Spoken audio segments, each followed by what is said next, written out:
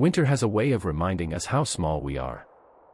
Today we bring you 4 real stories from that place, 4 people who found themselves at the edge of what a human being can endure. Some waited. Some fought. Some let go.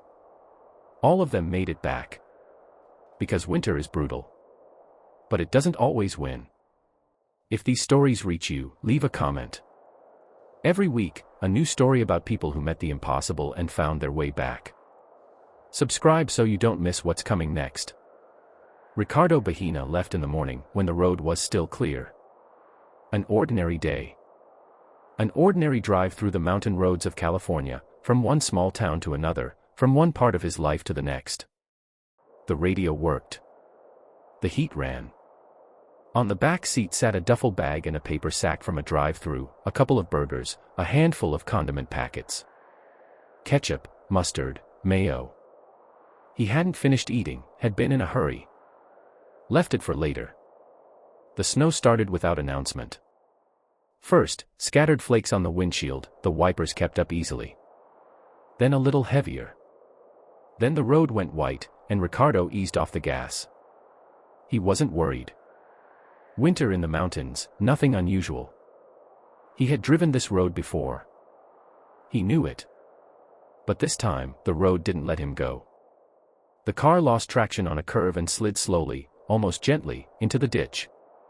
Ricardo pressed the accelerator. The wheels spun free, throwing up sprays of white. Again. And again.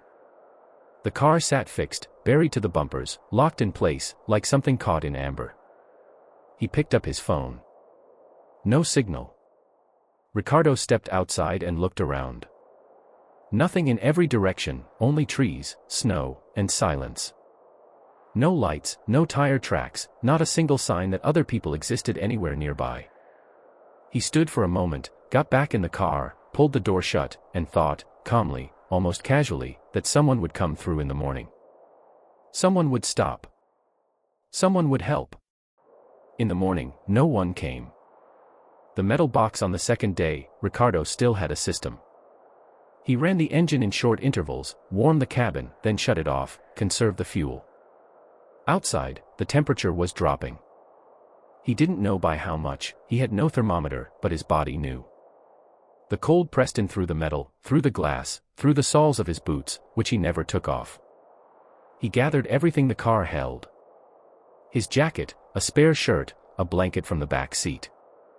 He wrapped himself in all of it, drew himself smaller, tried to make his body into its own source of heat.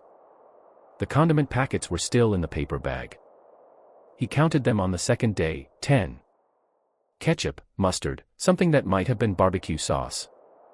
He tore one open carefully, squeezed a little onto his finger, licked it off slowly.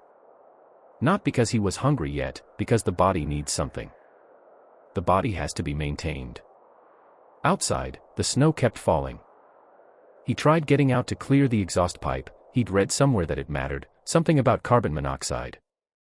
He climbed out, waded waist-deep through the snow, cleared the pipe, and climbed back in soaked, shivering, having spent warmth he couldn't afford to lose. He peeled off what he could, wrung out his shirt, dressed again. Lay down across the back seat. Still no signal. Condensation collected on the inside of the windshield in a thin film. Ricardo began scraping it off with his fingers and drinking it. No taste.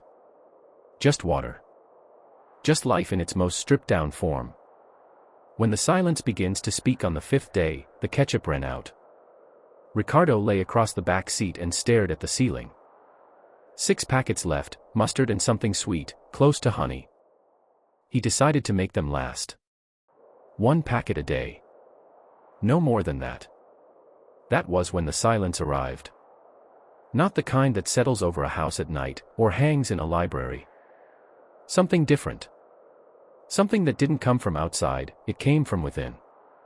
The silence in which a person finds himself alone with the question he is afraid to form into words. Ricardo lay there and listened to it, and understood, slowly, in layers, that he might not be found. Not found late. Not found after everything had sorted itself out. Simply not found. At all. The thought didn't arrive like a blow. It settled, quietly, the way snow settles. He thought about his family. Not about what he hadn't said, about what he had. About the last phone call, about the way his voice had sounded. Normal. Ordinary.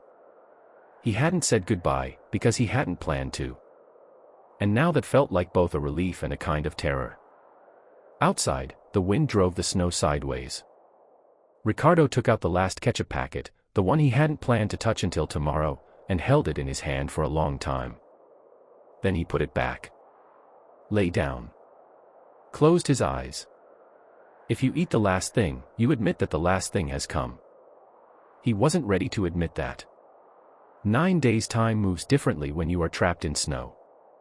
There are no sunrises in any real sense, only a shifting shade of white beyond the glass. A little lighter. A little darker. Light again.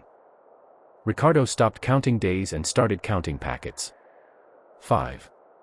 4. 3. The engine stalled more and more often. The fuel was going. He cut the warm-up periods to 10 minutes, sat in the cold and dark wrapped in the blanket, breathing onto his hands. His fingers went numb. He worked them methodically until the tingling came back. The tingling was a good sign. Pain is a good sign. Pain means you're still there. On the 7th day, he heard a sound. Distant, barely there, an engine somewhere. Ricardo got out of the car as fast as he could manage and waved his arms. The road was empty. The sound came and went, maybe a plane, maybe the wind, maybe something he had invented. The forest stood motionless and indifferent, the way it had stood every day before. Ricardo got back in the car and closed the door. That was when the fear became real. Not fear of the cold, not of hunger, fear of the understanding that the search might already be over. That a decision had been made somewhere. That the world outside was continuing without him, and in that continuation, he no longer had a place.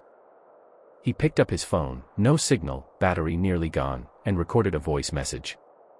He didn't send it. There was nowhere to send it. He simply said out loud what he had been holding inside. Names. A few sentences. In case someone found the car later.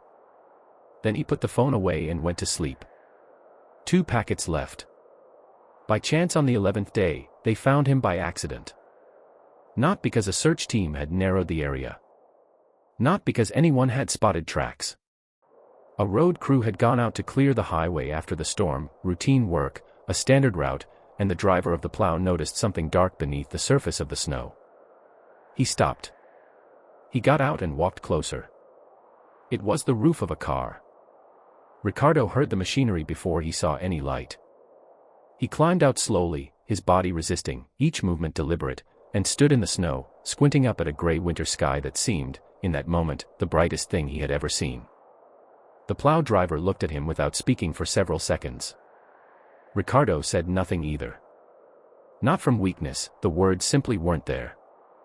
For 11 days he had spoken only to himself inside a metal box, and now, standing in front of another living person, he didn't know where language was supposed to begin. He took a step forward.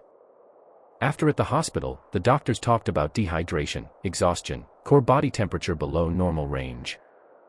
They used the vocabulary of medicine, and behind all of it stood a single plain word. Survived. Ricardo lay under the blankets and heard those words from somewhere far away. They described his body, but not what had happened inside him over 11 days. His family arrived quickly. There were embraces, tears, voices layering over one another. He answered in short sentences, not because he didn't want to speak, but because 11 days of silence do something to a person that doesn't simply lift. Later, at home, people asked him, "How did you not break? What kept you going?" Ricardo thought about it for a long time. His answer changed depending on the day. Sometimes he said family. Sometimes he said habit, the refusal to give up. Sometimes he just shook his head slightly and let the question sit. But here is what I find myself thinking about when I tell you this story. Ricardo didn't do anything heroic in the way we usually mean that word. He didn't build a shelter. He didn't start a fire. He didn't walk 60 miles through the snow. He simply stayed in the car and did not die. Day after day. One packet at a time. One breath at a time. And sometimes that is the hardest thing a person can do. Not to perform an act of courage. Just to refuse to quit at the exact moment when quitting would have been the easiest thing in the world. One mustard packet was still unopened when they found him. He never opened the last one. On the 13th of October, 1972, a Uruguayan Air Force plane departed Montevideo bound for Santiago. 45 people were on board, members of a rugby team, their friends, their families, a handful of other passengers. Young men, most of them not yet 30. They laughed, played cards, looked out the windows at the clouds below. Ahead of them was a match, a foreign city, everything that makes up an ordinary young life. None of them knew that the Andes in October are unpredictable. The pilots believed they had cleared the mountain range and began their descent. They were wrong. The clouds concealed the terrain, and the plane was flying not above the mountains but into them. The right wing struck a rocky ridge first. Then the left. The fuselage broke apart in the air and came down on a snow-covered slope at nearly 13,000 feet above sea level. Of the 45 people on board, 28 survived.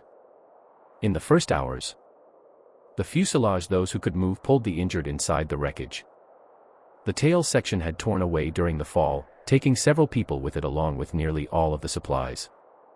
What remained was the forward section of the fuselage, crumpled, open at one end, exposed to the wind on all sides. At night the temperature dropped to 22 below zero. The survivors pressed together for warmth, covering themselves with whatever they could find, clothing taken from the dead, foam stripped from the seats, pieces of fabric torn from the upholstery. There was almost no food. A few chocolate bars. A small amount of wine. A bag of dry roasted nuts. That was everything found aboard a plane that had been headed to Santiago for a weekend match.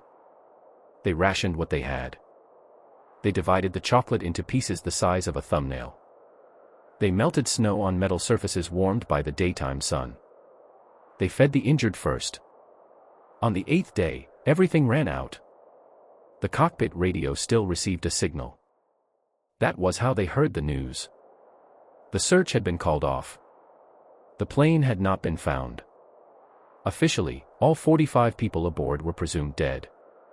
27 living people sat inside a broken fuselage and heard that on the radio. The decision what happened next has filled books. It has been made into films. It has been debated in universities and churches and dinner tables across the world. But no book fully captures how that decision was actually made. Not the moment, the process. Long, agonizing, the kind that breaks something inside a person before a single word is spoken aloud. It did not begin with one person. It began as a thought that no one called a thought. A glance held a half-second too long. A silence that stretched past the point of comfort. Then someone said it out loud, quietly, almost apologetically, the thing everyone had already been carrying for days. The bodies of those who had died were there. Preserved by the snow and the cold. They were the only food available. It was Roberto Canessa who first gave it words, a 20-year-old medical student who spoke not like a man who had already decided, but like one explaining anatomy. A body after death is no longer a person. It is protein. It is something that can give life to the living. Those who had died were already gone. Their souls had departed. What remained was only what remained. No one answered right away. They sat in the darkness of the broken plane and said nothing, each of them alone with what was happening inside. This was not a moral dilemma in the way philosophers describe such things. It was a collision between two kinds of impossible. The impossibility of doing it, and the impossibility of not doing it, if you wanted to live. Some refused. Several of the survivors never crossed that line, not once, not until the very end. They died of starvation rather than do what the others did. The rest crossed it. 72 days it did not make survival easy. Nothing made it easy. They kept dying, from injuries, from the cold, from an avalanche that came down on the 12th day and buried 8 more people alive inside the fuselage. Those who remained dug with their bare hands in the darkness and the snow, knowing the air would run out within minutes. 16 survived. They built a kind of order from what was left, the methodical routine that takes hold when all unnecessary questions fall away. They melted snow for water. They divided responsibilities. They repaired their clothing. At night they talked, about home, about their families, about what things would be like when they returned. Not if. When. That word held them. Fernando Paredo, the man who eventually led the rescuers back, had lost his mother and his sister in the crash. Both of them. He had lain unconscious for several days after the impact and woken into a world that was smaller by the two people who had mattered most. He almost never spoke of it. He simply worked. He planned. He looked at the mountains with an expression his companions later described with a single word. Resolve. On the 70th day, Paredo and Canessa walked out of the camp on foot. No equipment. No map. No certainty about which direction to go. Only makeshift snowshoes fashioned from seat cushions, and a small amount of the only thing that had kept them alive for 70 days. They walked for 10 days. On the 10th day, Paredo spotted a Chilean cattle herder on the far bank of a river. The other side, the herder didn't immediately understand what he was looking at. Two men in rags, their faces raw with frostbite, their eyes holding something he would struggle for years to put into words. He threw a piece of paper and a pencil across the water. Paredo wrote a few lines: the plain, the Andes, survivors, their location as best he could describe it. 2 days later, the helicopters came. 16 people walked out of the broken fuselage on their own, those who could walk. Those who couldn't were carried. 72 days. What they carry. When the story reached the rest of the world, the response was divided. Some called them heroes. Others, and there were many, said something different. In several countries the reaction was sharp and condemnatory. The church was largely silent. Journalists asked questions that the survivors met with short answers and averted eyes. Canessa became a cardiologist. Paredo became a successful businessman and public speaker. The others returned to their lives as best they could, each in his own way. They never kept it secret. They spoke openly, on their own terms, because silence felt to them like a greater dishonesty than the truth. But they never called themselves heroes either. In one interview, Paredo said he believed he had done nothing extraordinary. That anyone in his position would have made the same choices. That the distance between what a person is capable of and what a person believes himself capable of is very narrow. And the Andes simply showed him where that line was. I won't tell you whether they were right or wrong. That is not my decision to make, and it is not yours.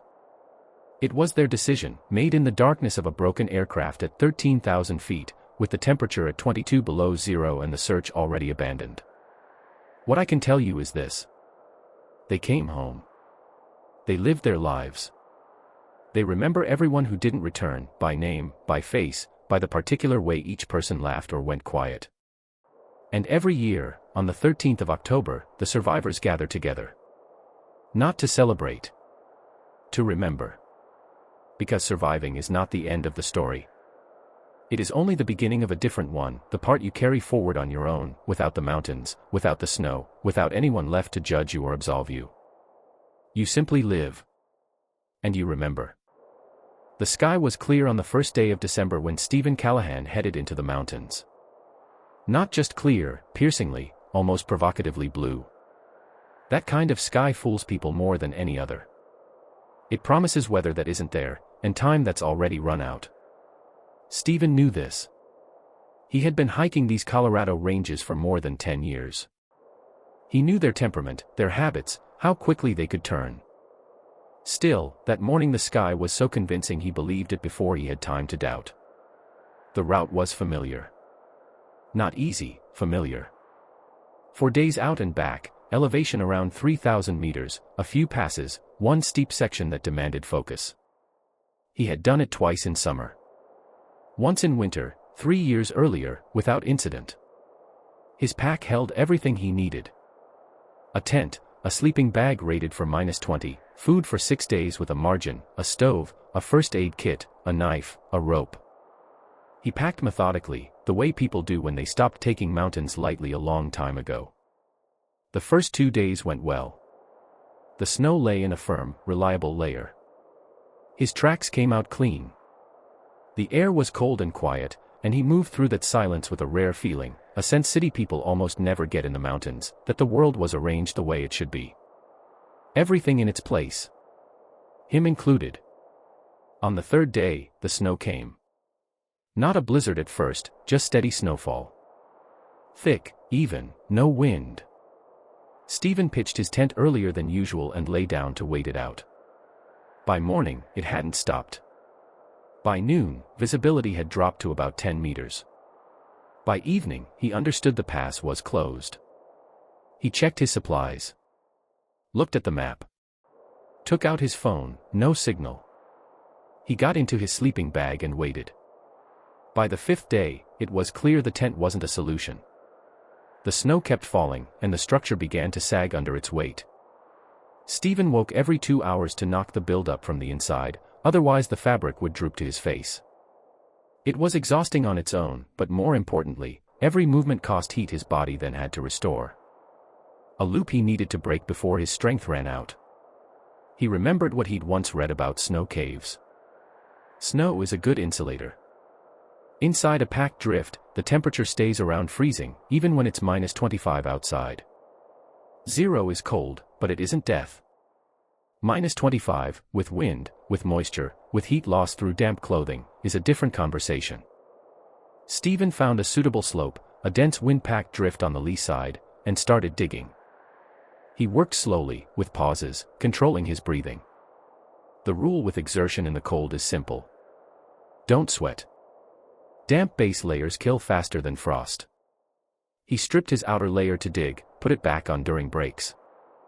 4 hours later, the cave was ready, low, narrow, with the floor slightly higher than the entrance so warm air wouldn't spill out. He dragged his sleeping bag, his pack, the stove inside. Sealed the entrance with the pack. Lay down. Outside, something howled. Inside, it was quiet.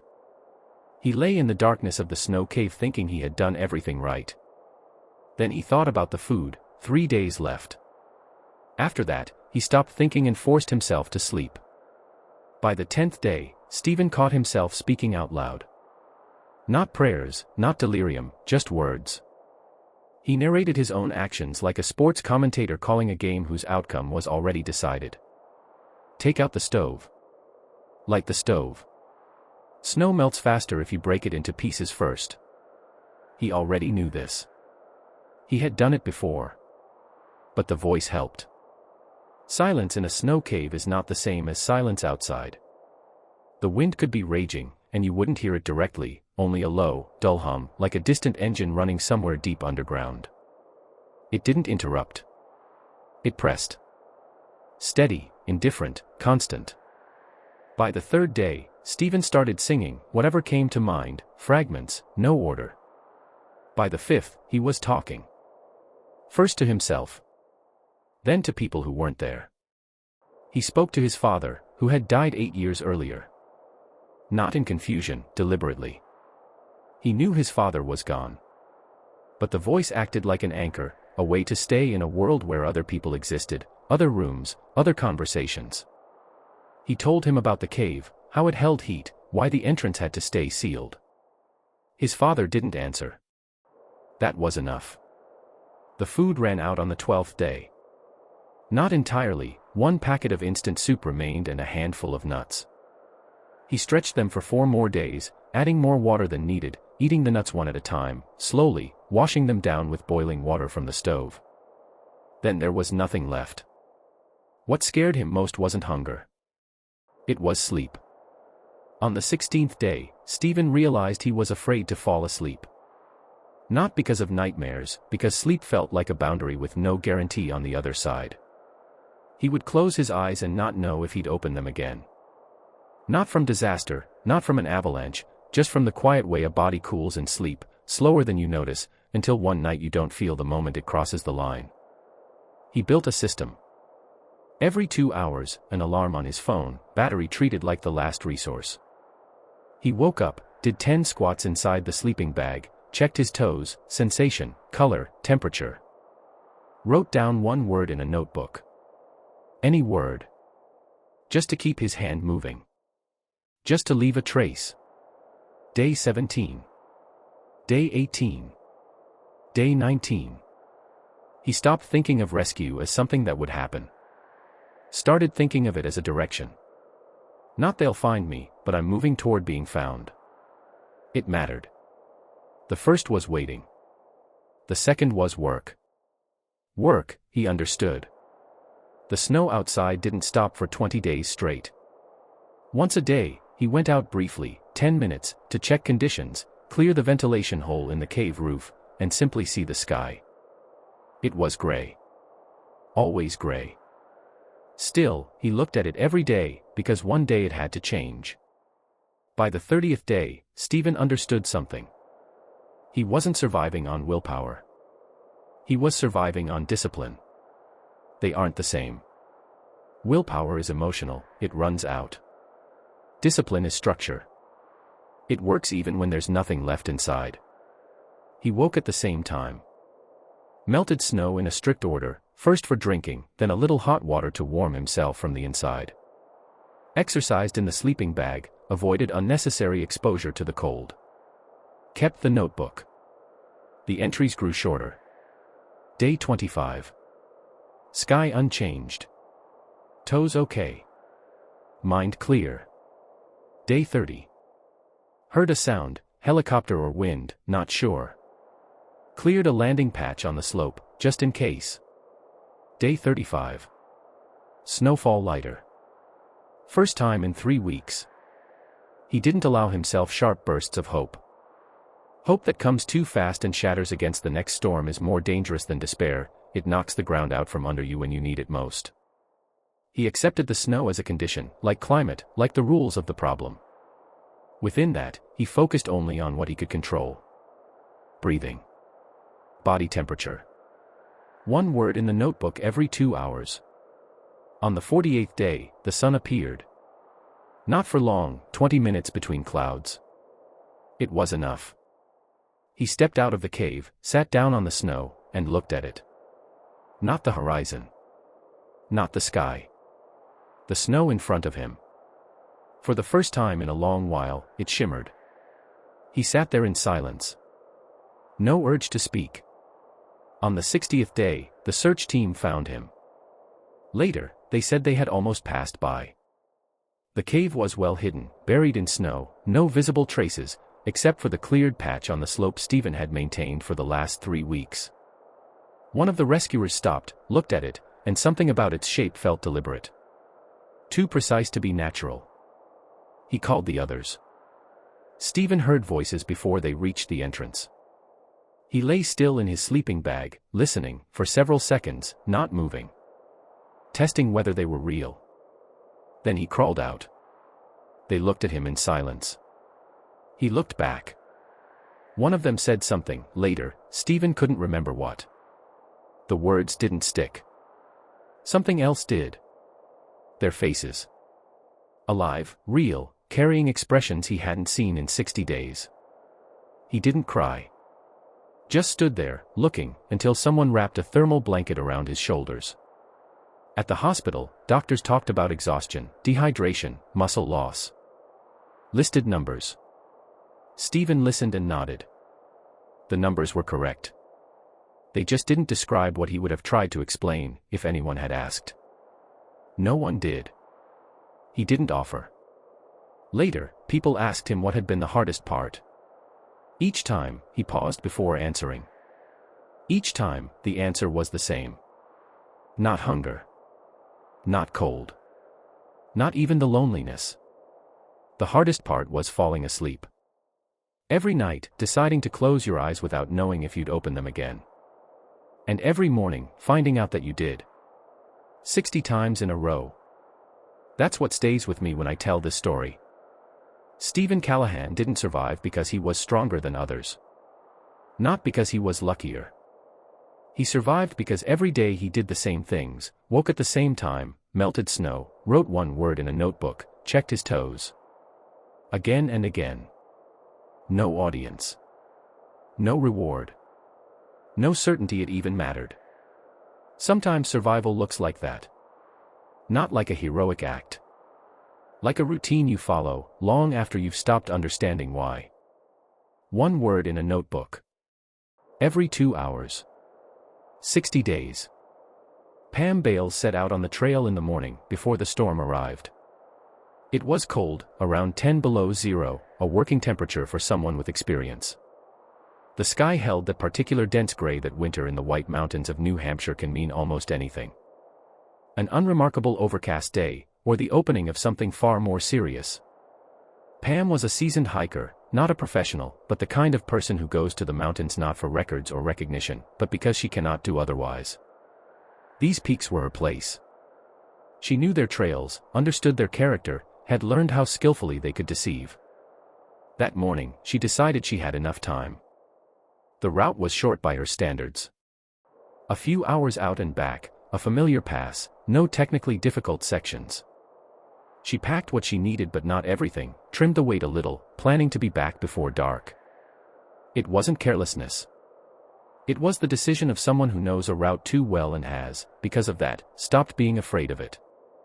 The blizzard started when she was halfway to the summit. First the wind, sharp, coming from the side, the kind that forces you to lean forward just to hold a straight line.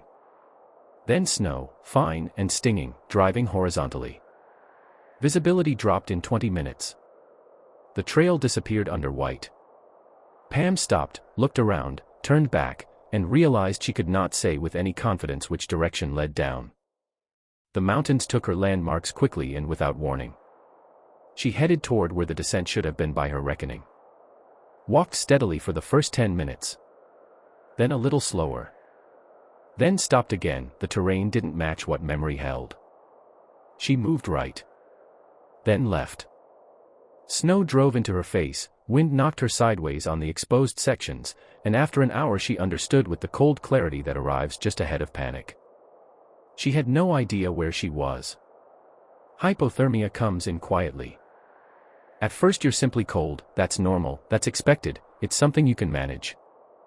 Then the cold stops being a sensation and becomes a condition. Not I am cold, but I am coldness. The distance between those two things is enormous, and most people never catch the moment they cross from one to the other. Pam caught it, but too late.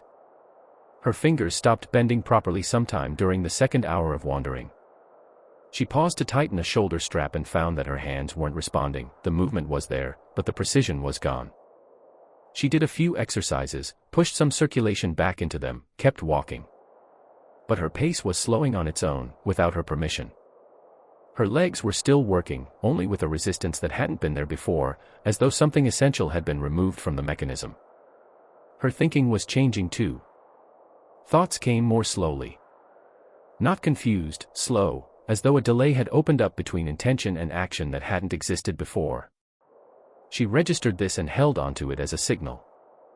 This is hypothermia, this is not me, this is my core temperature dropping below the threshold where the brain runs at full capacity.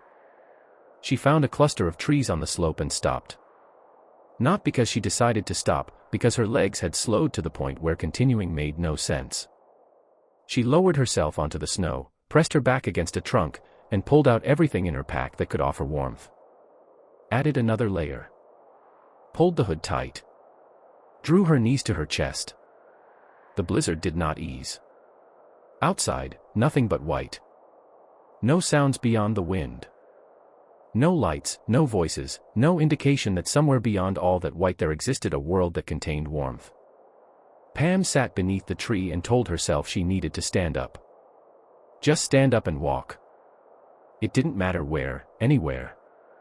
Movement means heat, heat means time, time means a chance. She knew this. She repeated it to herself like an instruction, like a command. Her body did not follow the command. There is a moment that rarely gets spoken about directly. Not a dramatic moment, a quiet one. The moment when a person stops fighting. Not giving up in the way that phrase usually implies, not collapsing in despair, not losing consciousness. Simply releasing. As though somewhere inside, a switch that had been holding all the tension finally gives, and what follows is a strange, almost peaceful stillness. Pam reached that moment in the third hour. The cold stopped being sharp, it became background noise, almost familiar. Her thoughts slowed to a place where they were no longer quite thoughts, more like images. She saw her kitchen at home. The light above the table. The mug that always sat in the same spot. These images were vivid, sharper than the snow-covered slope around her. She was no longer thinking about rescue. Not because she had despaired, that thought had simply gone somewhere else. What remained was only the present. The tree at her back, the snow beneath her hands, the air that with each breath came a little harder. She breathed slowly and looked into the white ahead of her. Then she closed her eyes. Not intentionally. They simply closed. She didn't hear him approach. The first thing she registered was warmth. Not from outside, from beside her. Living, steady warmth, the kind that exists only in a living body. Then pressure against her knee. Then something wet touched her face. Pam opened her eyes. A dog sat in front of her. Large, pale-coated, thick fur dusted with snow. The dog looked at her with the expression that exists only in dogs, no words, no explanation, only absolute focus on a single thing. You are here, I am here, and nothing else needs to be understood right now. The dog licked her cheek again, deliberately, purposefully, the way an animal moves when it is doing exactly what it came to do. Pam didn't understand immediately. For several seconds she simply looked at the dog, and in the slowed-down space of hypothermia her mind assembled the picture piece by piece. Dog, snow, blizzard, mountains, I'm here, why is a dog here, this is a search dog, which means someone is looking. Something shifted inside her, not sharply, not like a blow, but like that quiet point where she had stopped suddenly finding a direction. Pam raised her hand and touched the dog. The fur was dense and warm. The dog didn't pull away, pressed closer, leaned its side against hers, still watching her face. Pam did the thing she hadn't been able to do for the past half hour. She began to cry. The rescue team arrived within minutes. The dog, a search and rescue Labrador named Tekka, 2 years into her working career, had located Pam by scent in conditions where the human eye couldn't see more than 10 feet. She had worked upwind, sweeping the slope methodically, and when she found her target she stayed and called out until the team could follow the sound. The rescuers were professional and fast. They did everything correctly: emergency blanket, hot liquid from a thermos, checking the extremities, short direct questions. What is your name? How long have you been out here? Can you move your fingers? Pam answered, slowly, with pauses, but she answered. Her mind was coming back the way a screen comes back after a reboot, image by image. The entire time they worked, Tekka sat beside her. Didn't leave. Didn't move on to the next task. Just stayed, side pressed to Pam's side, warm and solid and real. Pam kept her hand on the dog's back the entire way down, while they carried her on the stretcher along the slope, while they loaded her into the vehicle, while they drove. She simply kept her hand there. She said afterward that it was the thing that held her. Not the words of the rescuers, not the warmth of the blanket, not the hot tea. Her hand on the warm back of a living creature that had come through the blizzard specifically for her. At the hospital, the diagnosis was mild hypothermia and frostbite on 2 fingers of her left hand. They told her she had been lucky. That another hour in the conversation would have been a different one. Pam listened, nodded, thanked them. Then asked if someone could pass something along to Tekka. She didn't know what exactly, only that she wanted something sent. They told her Tekka was already out on another call. She lay in the hospital bed and thought about that. About the fact that somewhere right now that dog was walking through the snow, looking for someone else. Without explanation, without recognition, without understanding what she was doing in the way people understand things. She simply walked. Simply searched. Simply found. Later, in interviews, Pam said that the moment she opened her eyes and saw the dog had changed something in how she understood the word chance. She didn't become religious, didn't start reading meaning into coincidence. But she stopped believing that we are alone in this world in the way that makes loneliness final. Because at the darkest point of that blizzard, life came to her on its own. Not because she deserved it. Not because she had done everything right. It simply came, on 4 legs, through the snow, with a wet nose and a warm side.